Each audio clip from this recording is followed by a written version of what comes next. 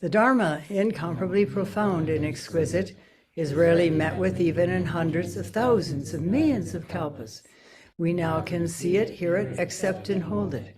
May we realize the true mind of the Tathagata. Today is the 5th day of this Rohatsu Sesshin here in December 2023 at Mountain Gate in northern New Mexico. And I'd like to share with you several quotes. The first one being,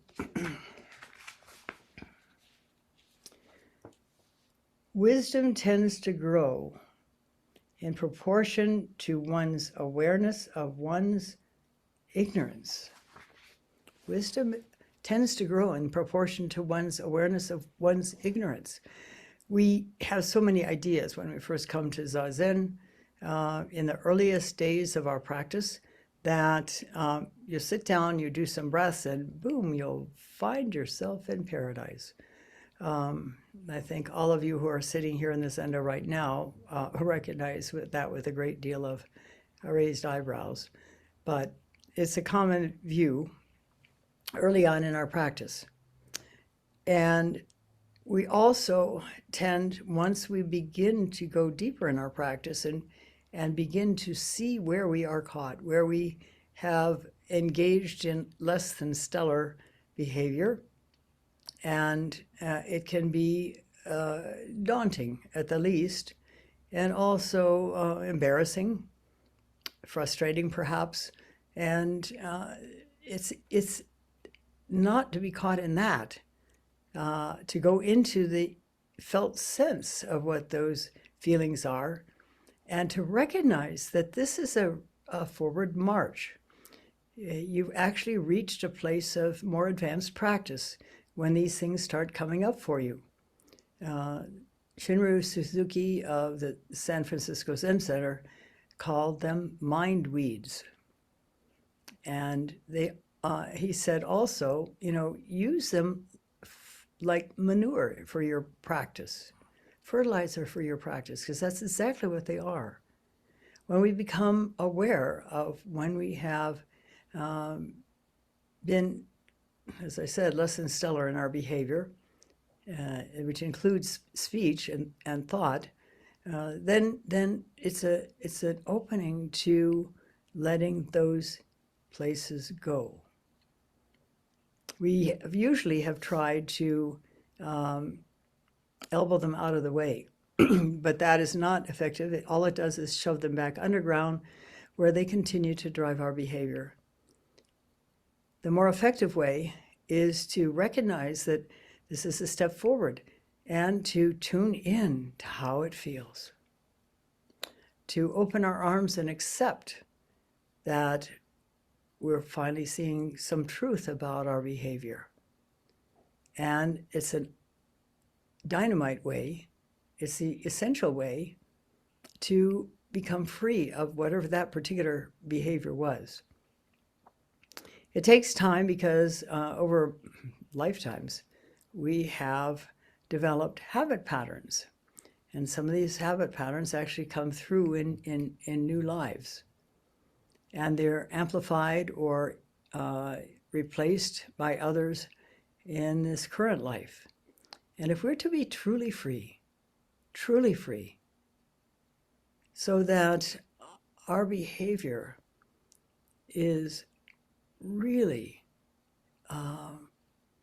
enlightened, which is one of our ultimate goals in practice, that our behavior expresses in words, thought, and behavior the insights that we have had over the years of our deepening Zen practice.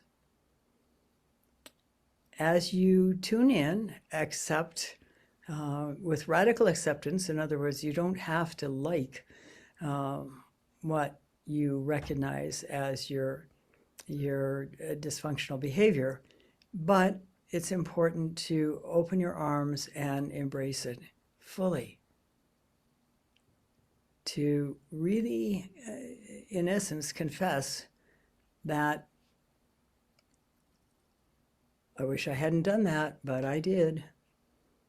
And in order to free myself from it, I've got to own it. That's part of why we have had in the past confession and repentance ceremonies. It came from the time of the Buddha, actually, where he was working to help people embody their deepening practice and live what they're beginning to open to.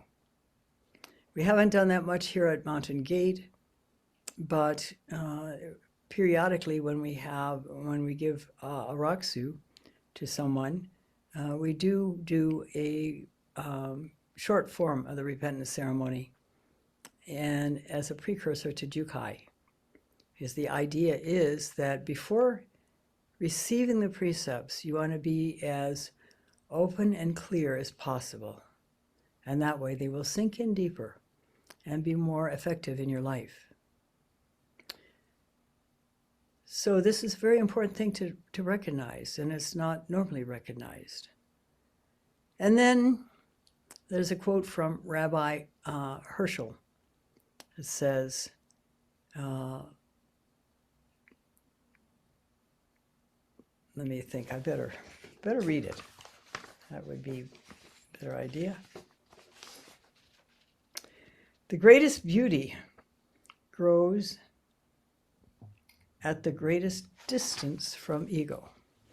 The greatest beauty grows at the greatest distance from ego. And we can replace that word ego with self-image or attachment to self-image. The greatest beauty and the greatest freedom to recognize without overlay what we are seeing comes through the greatest distance from ideas of who we are, which always provide a filter through which we see life and experiences. And this is the source of our pain and suffering, really, particularly in relationships, that we, through our conditioning, get ideas about ourselves, and they're not even necessarily conscious. In fact, so often they're not conscious. And we find ourselves seeing other people, other relationships, other situations through those filters. In other words, we're not seeing them clearly and accurately. And the more we can let go our self-image, it's like someone from Mexico once said to me, he was up in a training program at the Rochester Zen Center at the time. He said it in Spanish, but translated it was cleaning the windows, cleaning the mind. And it is quite like that. He was relatively, I think it was the first time he was at the Rochester Zen Center. And when people are brand new to the Rochester Zen Center, particularly in a sesshin, you don't throw them in at the end of the pool. During the work period, you give them something basic and simple that they can develop awareness and attention with. And cleaning the windows is one of the most primary jobs for that. I remember I had a job polishing wood at one point when some of the members of the Rochester Zen Center had gone to Japan and fallen in love with the natural wood there. A lot of, well, I would say probably most of the structures in Japan are built of wood, except the very modern ones in cities. And they do not apply the kinds of finish that we do. It was a mistaken idea that they would just weather into this beautiful, deep color on their own, but they didn't. They were polished with pomegranate juice, and it turned into an extremely rich, deep color. And so the posts and pillars and beams and floors where there are wooden floors are finished with that very available stuff. Pomegranates, no, not pomegranates. Why did I say pomegranates?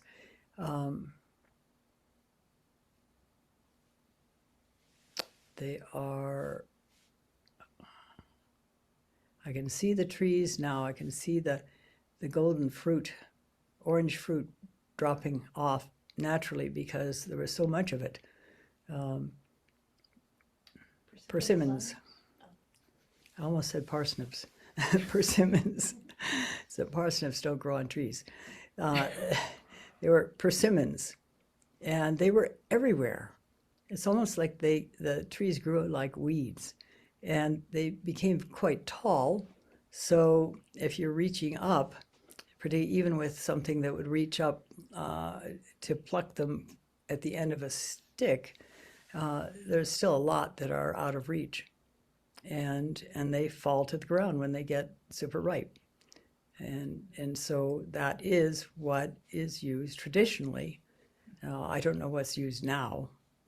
Quite possibly modern chemicals, which would be sad because that persimmon juice was just beautiful.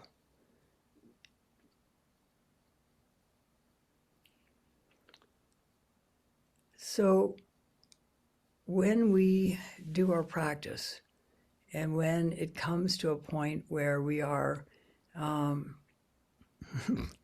finding those persimmons flopping down around us, which is not what we expect ideally, and that's a metaphor for our ideas about ourselves. They're not necessarily nice, and in order to feel like we can possibly be accepted by society, we try to turn our back on those feelings. And yet they're so common in certainly American human beings.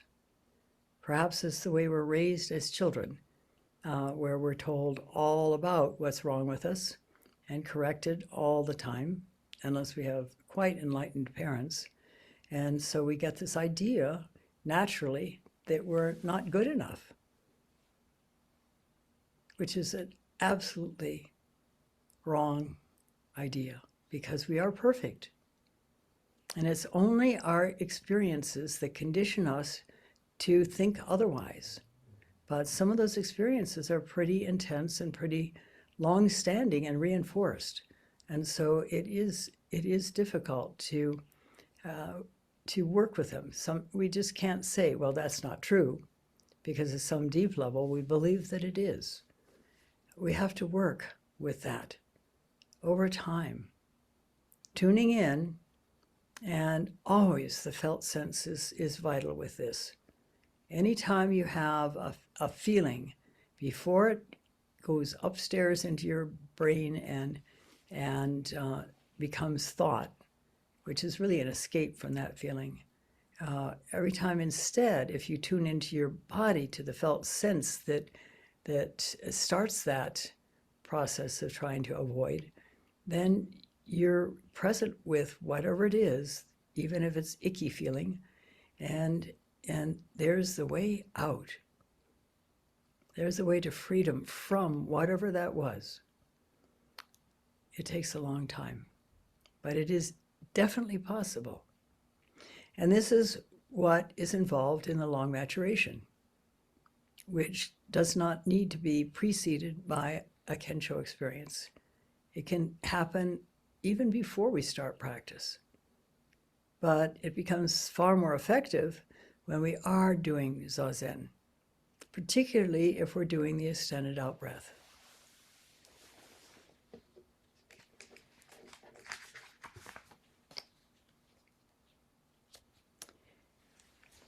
The meaning of things lies not in things themselves, but in the attitude toward them.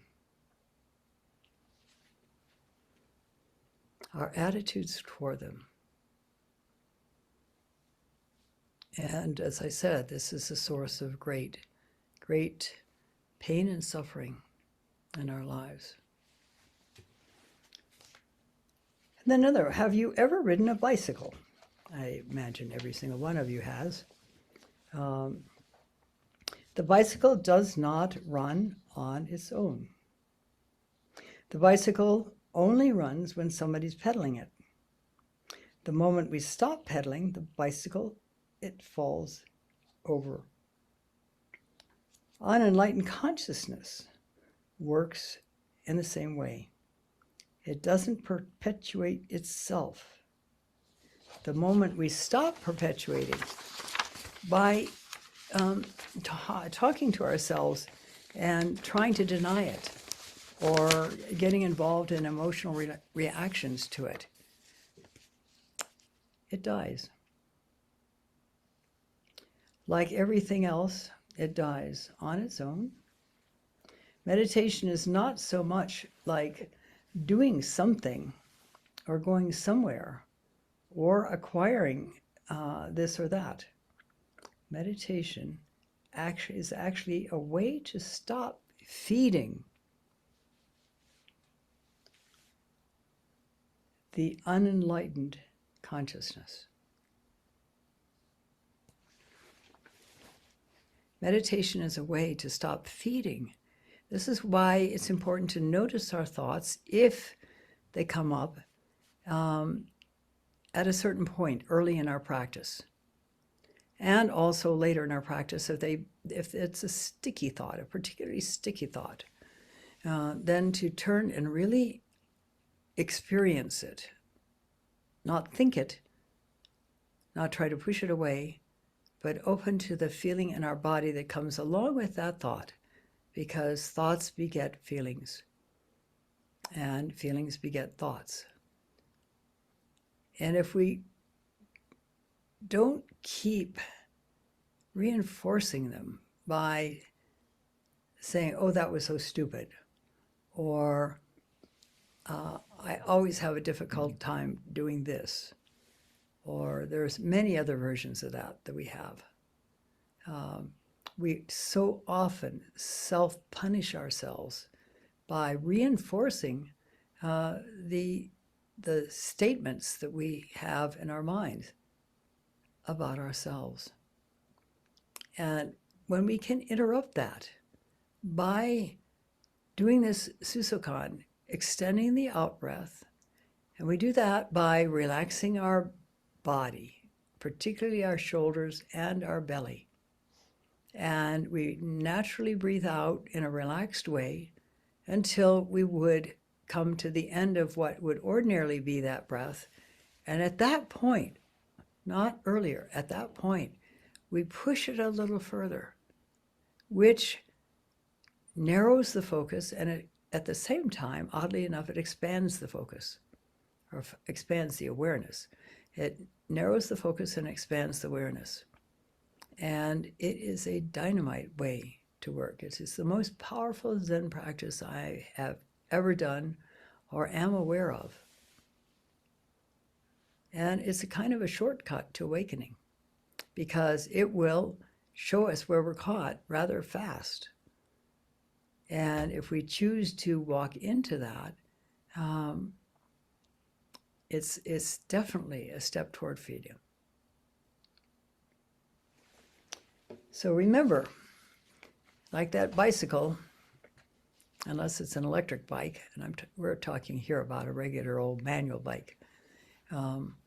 If you stop pedaling, it doesn't go by itself unless you give it a strong pedal and hop off, and then it'll go for a little while, and then it'll flop over. In the same way with reinforcing these ideas we have of ourselves.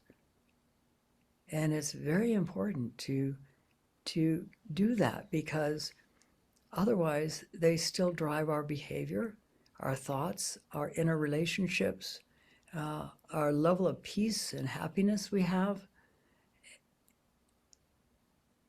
And this is why we come to Zazen, to let those things go. But it's a long process, because we have been doing it, reinforcing it for a long time. One of the things that can happen when we are very small and things that are not really. Well, let me back up a bit. When we experience abandonment, for example, which is a primary example of a trauma for a child, when we experience abandonment, it definitely affects our personality. There is no question about it. It affects our personality, and we draw conclusions about ourselves as a result of that.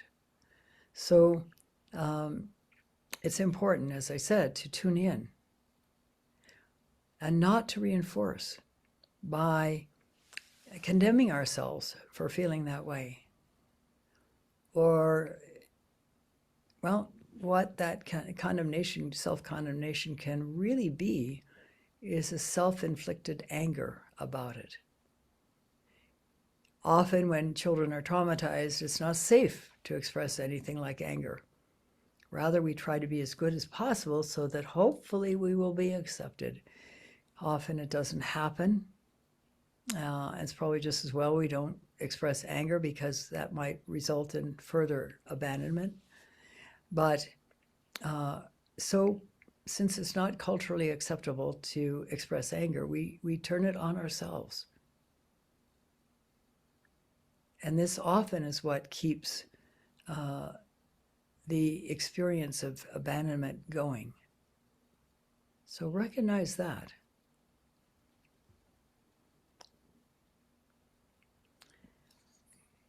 When I take up an ink stick, I rub it on the ink stand. Ink stand is a kind of a funny term for it. This is a translation from Japanese. I went to an exhibit by a very famous calligrapher, and there were little quotes from his works about at the exhibit, and one of them was this. So the inkstand it's not a stand. It's like a little rough piece of stone, really, that has a particular shape in terms of where the roughness is, and a little well for the ink or for the water, and then sides so that it can contain that ink. And it comes in various different shapes and sizes. When I left Sogenji, Mitra-roshi gave me a really beautiful inkstone. It was very large, and it was it must have cost a mint. I'm sure somebody gave it to him, but it's called a susuri. Susuri is the sound of shh, shh, shh, shh, shh, shh, as you're dragging that ink, the block of ink over that slightly rough part in the inkstone. At any rate, so this master is really speaking of how it is for pretty much every real calligrapher. If you've watched Mitra-roshi do calligraphy, there is nobody doing calligraphy. When I watched either of my two calligraphy teachers doing calligraphy, the same thing. Nobody was there. The brush was moving itself.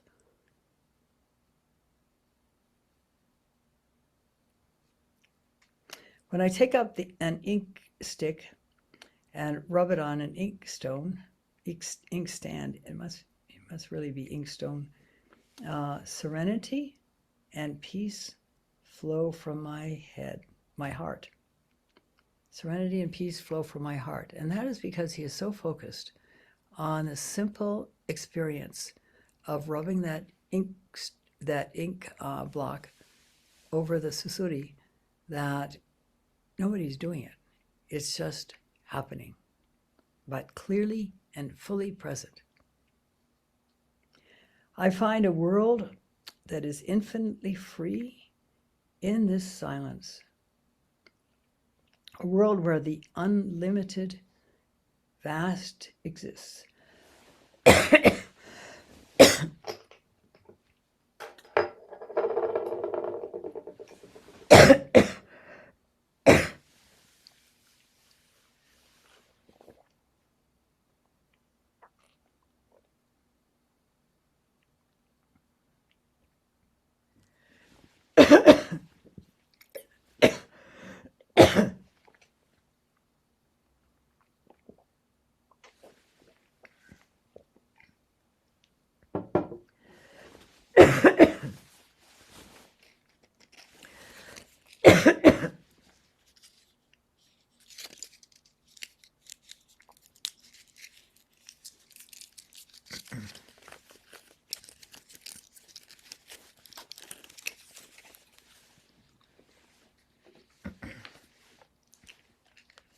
When I take up an ink stick and rub it on a sooty, serenity and peace flow from my heart. I find a world that is infinitely free in this silence, a world where the unlimited vast exists. Interesting translation. Unlimited vastness exists. I take a writing brush in my hand and an inexpressible force springs forth. Then, and in this way, my brush works freely.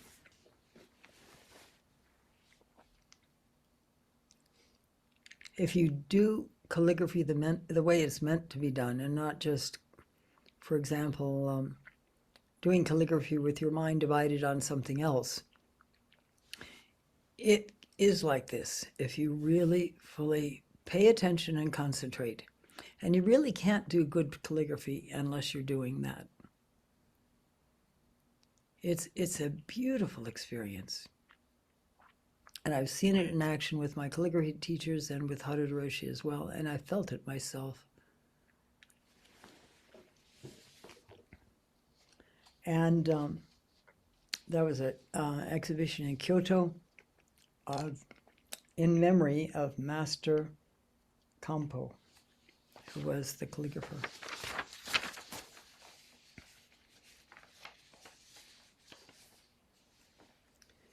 And now there's an exquisite book, a little tiny book, that has come through the centuries, originally written by a Christian, but it is not really dogma. It's a very enlightened set of instructions for coming to awakening.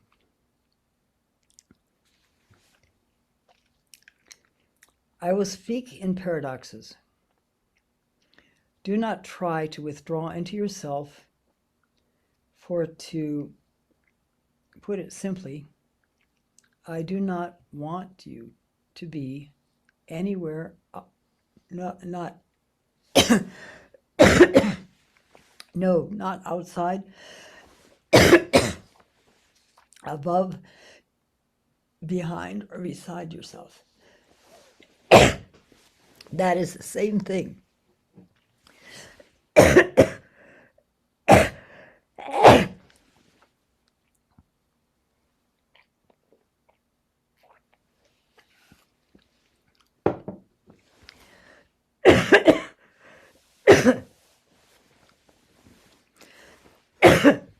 That is the same as Master Kampo was experiencing.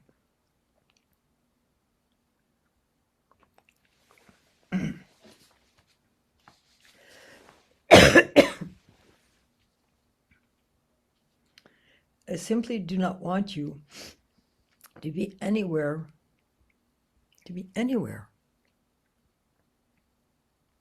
And that's not a place of dissociation. That's not a blankness he's talking about. It's a deeply alive beingness with nobody being. It's a tall order, but it is something we can work towards and actually manifest through our Zen practice, particularly through the Susokan, the extended out breath. No, not outside, above, behind, or beside it, beside yourself. But to say this to you, but to this you say, but to this you say, where then shall I be now? Where shall be nowhere? Where then shall I be nowhere? Which is a funny thing. How can you be nowhere? As if it was a place to be.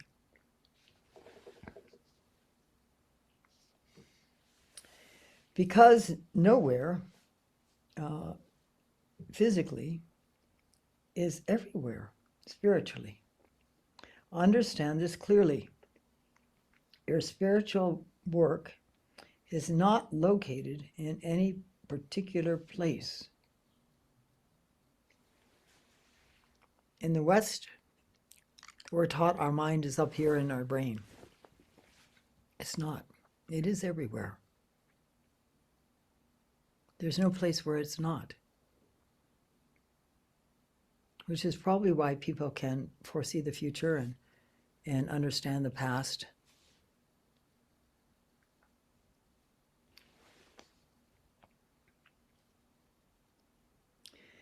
Because nowhere physically is everywhere spiritually, understand this clearly. Your spiritual work is not located in any particular place.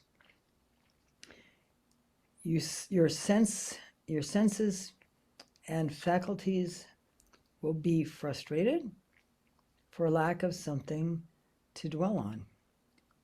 And then they will chide you for doing nothing with your, but never mind.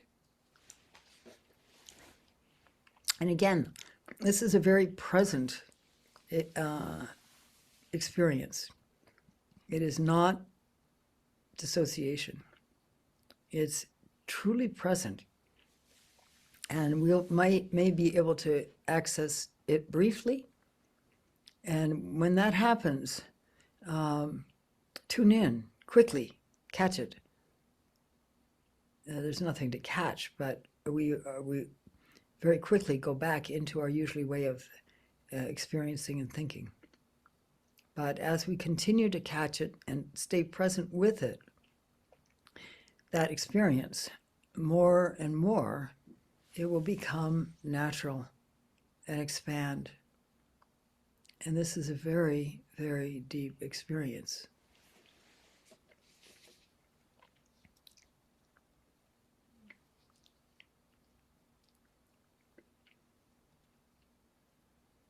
Your spiritual work is not located in any particular place.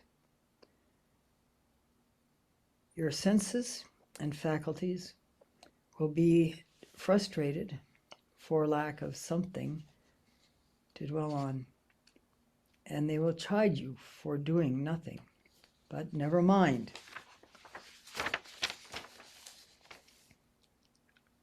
But now I want you to understand that although in the beginning I told you to forget everything save the blind awareness of your naked being, I intended all along to lead you eventually to the point where you would forget even this, so as to experience only the being of God. It was with an eye to this ultimate experience that I said in the beginning, God is your being. God is your being. Your true nature is your being. And it is endless and beginningless, and you can realize it. But It is not a thing to chase. It is an experience of total letting go. And we work towards it inch by inch, breath by breath, through our Zen practice. Again, especially through the extended out breath. And also the work on the koan. Because the work on the koan, particularly the breakthrough koans, is such that they don't necessarily make sense. They really don't make sense in the beginning. But as you reach more and more deeply within, little by little, and sometimes suddenly, an awareness grows of what exactly is the response to that koan. And as you know, every koan really requires a demonstration. If we try to explain it, it misses the mark. It has to be demonstrated. It has to be embodied. And then most likely will be passed. But I warn you also that there are initial demonstrations that are not quite there or not at all there. But we keep searching, and of course there's nothing to search for, which makes it really difficult. Let your mind be everywhere and yet nowhere. And then forget mind completely and experience moment-to-moment awareness. And sooner or later, it will happen. And it does not matter how long it takes. Joshu had his students work on move for their entire lives. Because even when you get to a place where you can demonstrate it, you can still dig deeper and expand that awareness and deepen that understanding. So there's no real passing of a koan, except at a certain point you have enough depth of understanding of it that you can start to work on subsequent koans. But every koan you ever work on, you want to continue working on that koan and all the other ones that you're, quote, passing. Roshi Kapleau said any number of times that every time I look again at a koan, I see something new. And this is because as time goes by, we are seeing more and more where we're caught and thus able to release that caught place and become more clear. So this is a very important thing to recognize, that working on a koan, you don't stop working on it when you are, quote, passed by your teacher. You continue working on it sort of in the background and sometimes just bringing it forth again, even though you might be working on a different koan. And you do that each time you're passed on a new koan, so that you eventually have a lot of koans that you would be continuing to work on. But the koan you're working on at the time, the one that's officially working on at the time, that's the one that is the focus. But the other koans don't just get set aside. It's a very important point about Zen practice. So I've already gone over the time. I'm sorry for all the coughing, but one of these days I'll be able to get beyond it. Thank you for listening. We'll stop now and recite the 4 vows.